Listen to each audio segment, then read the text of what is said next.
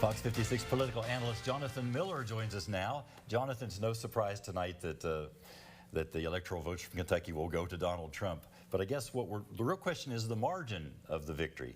What can we learn by watching that margin compared to past elections? Well, you know, elections have become so focused on data science and targeting that I'm already reading on social media, on Twitter, that if you look at McGoffin County, and if there is a Harris polls 1 or 2% higher than Biden did in 2020, then you can read a whole lot into the national survey. I don't know if I believe all that, but certainly if Harris makes a dent into the big margin that Trump had, then people will be looking at it as a possible sign that she might be doing better across the country. You know, a big story has been the turnout. Nearly 800,000 voters voted early this year. I know both of you did. I walked in and out today, so I'm not mad about the fact that I waited till Election Day. What do you think we can deduce from the fact that so many people showed up early? Well, that it's a great thing, and that we need to do more of it.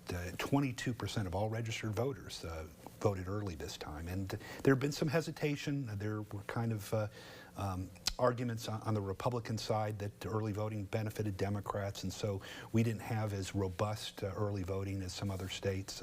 I think you'll see the legislature realize this is a bipartisan thing and hopefully add more days, and hopefully in Lexington we'll have more sites as well, so the lines won't be as long.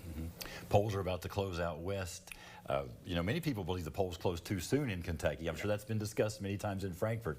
Do you think we'll ever give up that first in the nation status? I hope so. Again, I think it's something that restricts the amount of voters.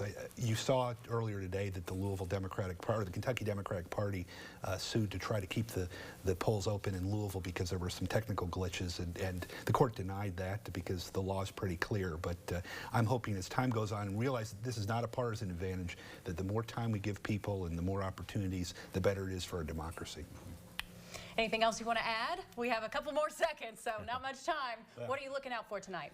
I'm looking out for what happens on the second constitutional amendment. I think that's going to be a real signal in terms of you know, how we view ourselves as a state. And my Republican friends are thinking that number 2 is going to lose. My Democrat friends are rooting for that. So I think it'll be a really interesting issue to watch. Yeah, well, Jonathan, we appreciate your insight all year long, but especially on election night. Yes. We'll have a lot of numbers coming in after 7, and I know you'll join us again in the next hour. I'll be back. All right, thank you. Jonathan Miller, our political analyst.